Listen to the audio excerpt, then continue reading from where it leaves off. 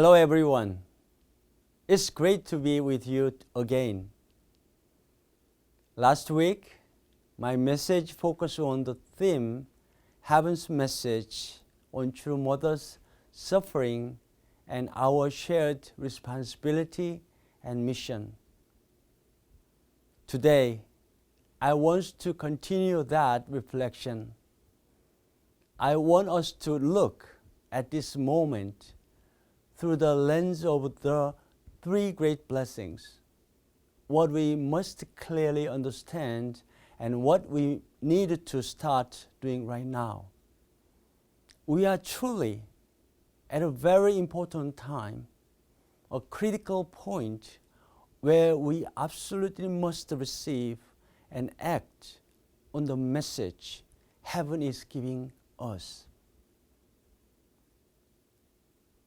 We deeply believe that true mother's suffering holds an urgent message from Heavenly Parent, a message meant for all of us as we stand on the threshold of a new beginning in the providence. Yes, this situation began because certain central figures failed in their duties due to their own arrogance and pride. But in this entire event, we can clearly feel a powerful, solemn warning from heaven. It is a genuine call for us to look deep inside ourselves and make a fundamental change. As I watch it, this serious situation unfold, it reminded me of a volcanic eruption. There was a massive pressure crashing down from the outside, like a tsunami. But at the same time, all the internal issues and conflicts, the ones that have been quietly building up over decades, suddenly burst into the open, just like a magma that has been forming deep underground for centuries. Inappropriate way of running things, internal conflict, all these long accumulated problems have been brought into the light because of this one event. In this grave situation, which feels too heavy for us to carry, both internally and externally, how must the Heavenly Parents be feeling? With what heart is the Heavenly Parents watching us now? I can say with absolute conviction that through this challenging time, Heavenly Parents is hoping for just one thing from us: transformation. Naturally, leaders and all brothers and sisters are feeling lost and confused, dealing with the aftermath of this tsunami and volcanic eruptions. Yet, True Mother sent us these strong words of conviction, even from a detention center. Don't worry about Mother. Time will pass, and the truth will surely be revealed. Of course, we are all concerned about her situation, but I came to understand her message to mean as time goes by, the external wound will heal, and even more importantly, our own inner problems will be overcome. The truth of our new, transformed selves will be revealed to heaven and to all humankind. Right now, all the department and leaders connected to the true family and pouring out their heart and effort to do everything possible for mother's swift return to home, Cheonjeonggung. So, since we cannot be directly involved, what action can we, as her children, take to help fulfill true mother's wishes? This is what we must do. Centering on our church leaders, we must bring about quick and fundamental change in the places scared by the tsunami, in the environment damaged by the volcanic eruption, that is, in our churches and among our suffering members, with true parents as our center. We must return to a life of faith that is more faithful to the core essence, uniting ourselves in spirit and truth. As I mentioned last week, the damage the church suffered and the wound we received cannot be healed by someone else for us. Just like how trees and plants naturally grow back on mountainside after wildfire, the healing of our wounds must come from within us. That healing requires a lot of courage. We must bravely break free from the comfort zone and the deep-seated problems we have carried for many years. We have to change ourselves. I firmly believe this. The brothers and sisters in the unification movement have lived lives of sacrifice, following true parents' will for a long time. Living for the sake of others is a deep part of who we are.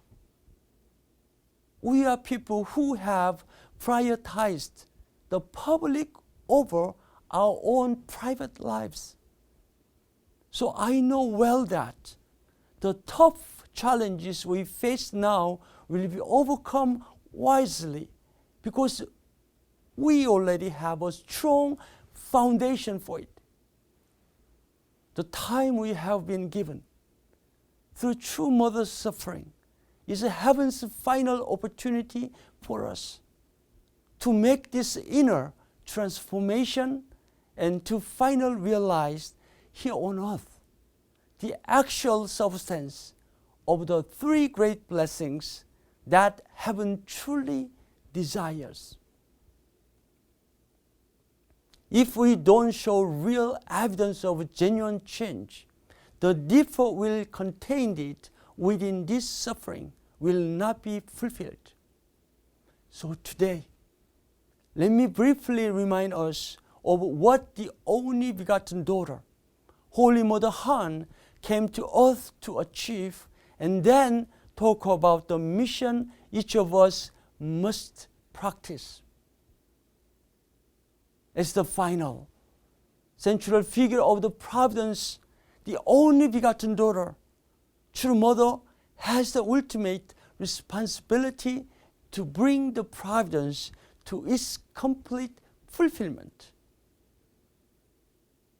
This means realizing the three great blessings that our Creator, Heavenly Parent, intended to achieve through Adam and Eve at the time of creation. The first blessing, be fruitful, perfection of individual character. Heaven's first desire for true mother is that the position of the true parents be firmly established on earth. This is the providential substance of the first blessing. True parents taught us this. When Adam and Eve grew up and perfect their individual character, attaining the nature of God, they become the visible partners who resemble God. Achieving this state, human beings become the external forms of God, while the invisible God becomes the internal aspect of humankind.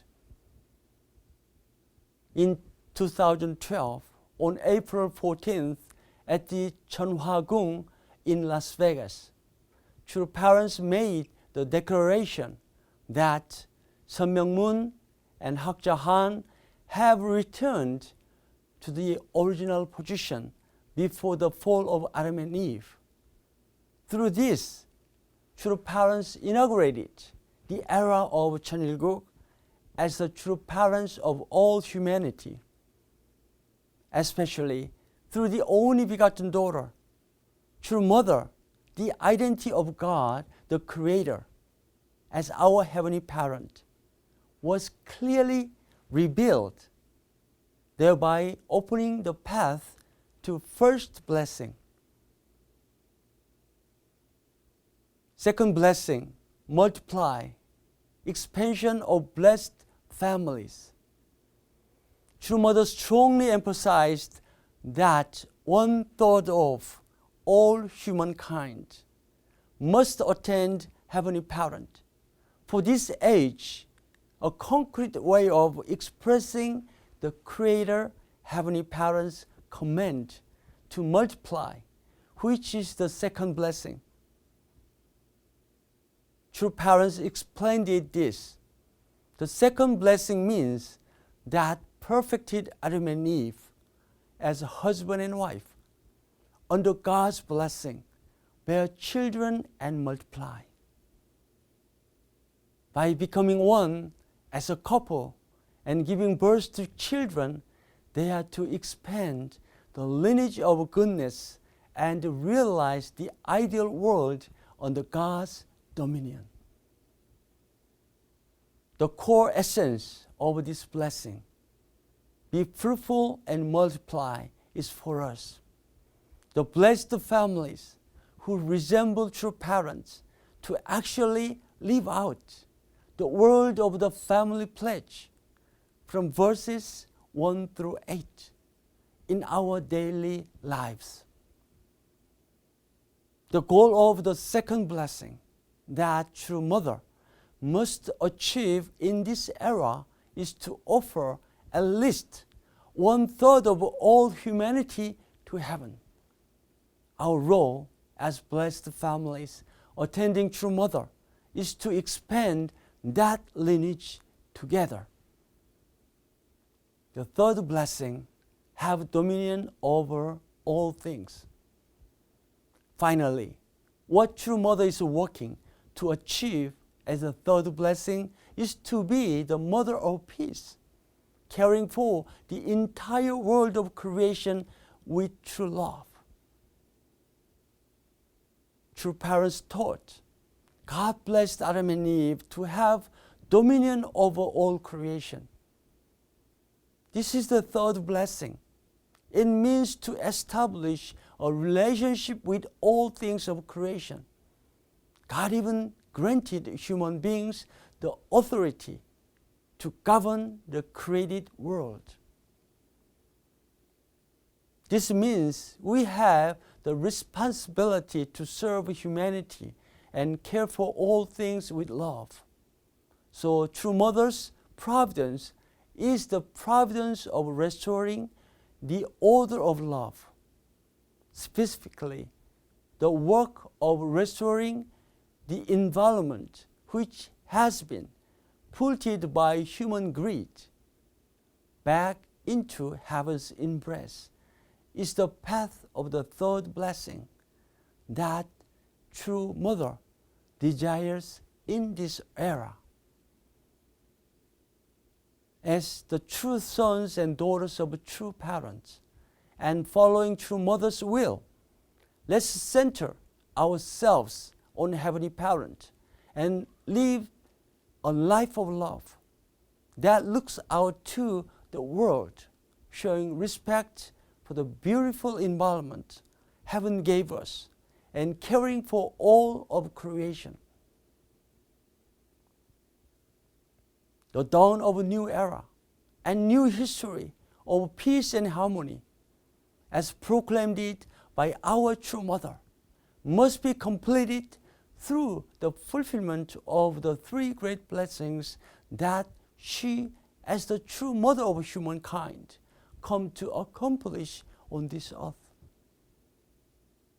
True parents have helped us understand the second blessing by saying, Eve is the symbol of the body and of the earth, and Adam is the symbol of the mind and of heaven. So together they represent the whole. True mother, as the only begotten daughter and the embodiment of the Heavenly Mother, is the one who conceives, nurtures, and gives birth to humankind and all things of the creation. Therefore, the final conclusion of heaven's providence on earth is that true mother, as the mother of humankind, finally established the three great blessings that our Creator, Heavenly Parents, initiated.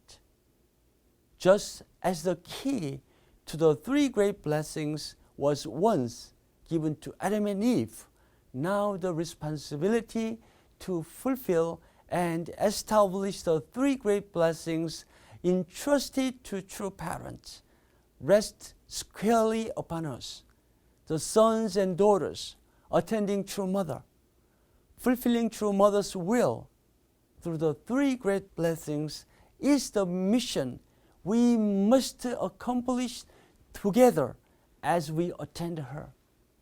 So I hope we can all put our head together. Let's study how each one of us can begin this new era and new history as people who have truly transformed, people who have broken free from the old attitude and compliance of the past. Let's focus on every part that will help accomplish the three great blessings. Next week, we will take some time to explore more deeply how we can achieve the first blessing, individual perfection, which I spoke about today. Thank you, brothers and sisters, and Heavenly Parents bless you all.